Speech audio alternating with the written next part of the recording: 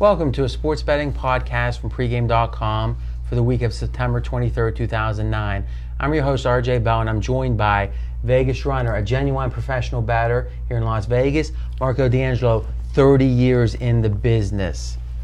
This is segment 3 of 5, the biggest college football game of the week previewed, and we've got Georgia Tech, North Carolina. First up, Vegas Runner, tell us about the opening number and what's happened since. We got 3-0 North Carolina traveling to 2-1 Georgia Tech. Line open Georgia Tech -3 and 46.5. Since then, there's been some money coming in on North Carolina, driven it down to 2.5, which is pretty significant coming off a key number that early in the week. So that half point is the smallest possible move, but the key, the most significant move possible in football is coming off around 3. Right. So, I mean, moving from 9 to 9.5 would be irrelevant, but this kind of move that early, I think, is a little significant. And one of our concepts we talk about week in and week out is that line moves before Thursday are almost always wise guys. Yeah, more times than not, you could pretty much circle that. Because, as we keep saying, there's not many people on Monday that are average batters playing a game all the way that's the next Saturday. No, most of the money comes in from the general public that hour before game time.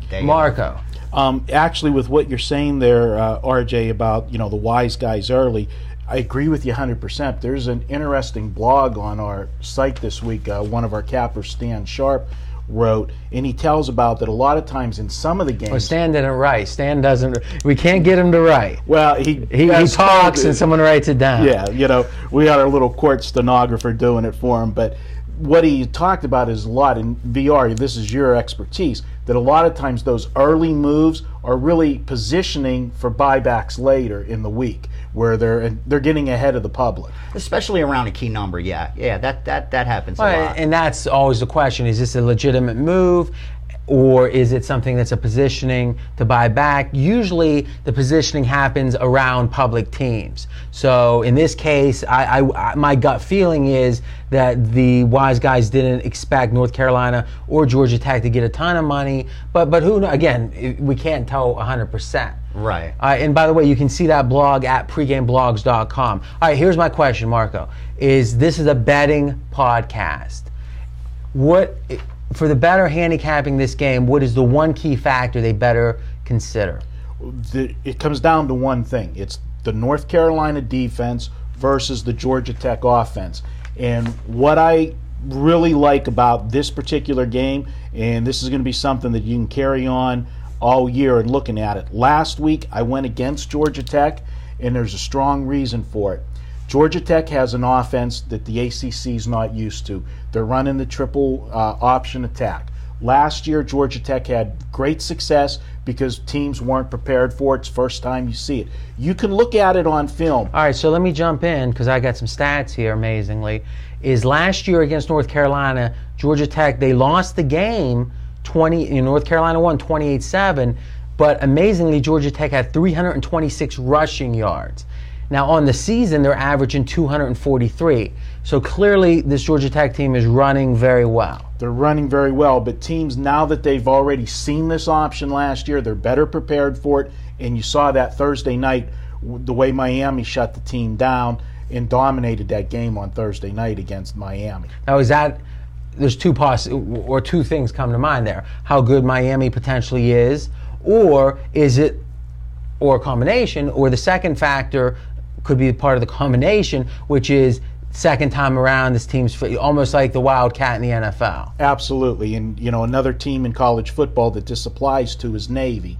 And Navy more so because Navy's not a conference team, so their schedule's not the same teams every year. And they get to play teams that they don't play all the time, and they have a huge advantage over those teams. But when they play somebody back-to-back years, they don't fare as well. All right, so one of the takeaways, and that's what we try to do, is give you gambling takeaways, is that whenever a football team has a quirky offense or defense, that if it's a surprise or if it's new to their opponent, that's an advantage for the quirky side. And if it's something that's become familiar, it's the advantage for the opponent, and the quirky side has less advantage in that case. So you're saying North Carolina looks a little bit better this year than they did last year because of that. Absolutely. And North Carolina, I think, might be one of the undervalued teams. You know, they are a top 25 team, but they're a team that doesn't get ink. They're not flashy. You know, you don't see their highlights all the time on ESPN. Vegas Runner, what's the one factor other than that the better should consider? Who do you believe, the odds makers or the pollsters? I think this game's a perfect example of that. We bring the concept up a lot because, I mean, it is the bottom line when it comes to sports betting, who's correct. And this game is interesting because of that. You got North Carolina, they're ranked 22nd in the AP, ranked 18th in the USA Today. Georgia Tech's ranked nowhere in there. But when you take a look at the odds makers poll, even though Georgia Tech lost last week, they are ahead of North Carolina. Only by one slot, but it tells you there's evenly matched teams according to the odds makers. So it's a pick'em game on a neutral field. So this line should come out at 3 more or less. So I think the line's correct. I think it's also one of them games though where the value I think lies in Georgia Tech, because the general public's going to see this North Carolina team's coming in ranked top 20, top 25 team. Georgia Tech lost on national TV to Miami. Everybody saw that. They saw the triple option of Paul Johnson's get stopped.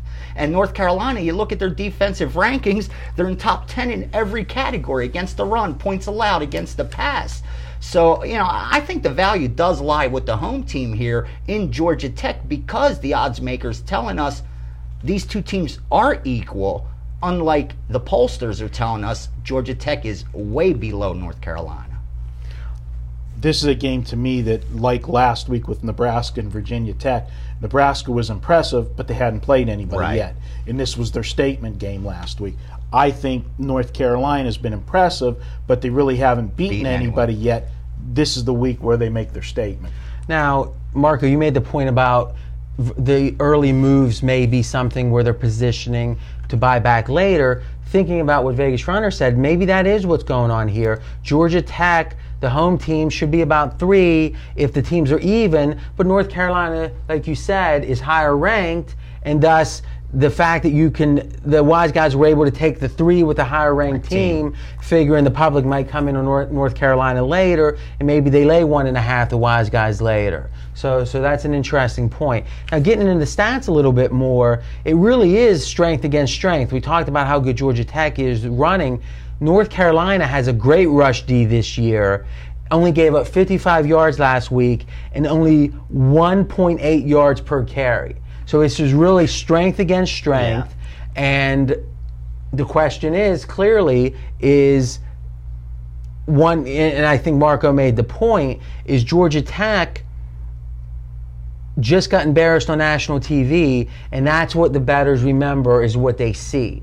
If they read something, that's one thing, but they saw it. So I think the public is not going to like Georgia Tech here. So it's interesting. One important point on you saying about the stats on North Carolina, and they did shut down East Carolina last week.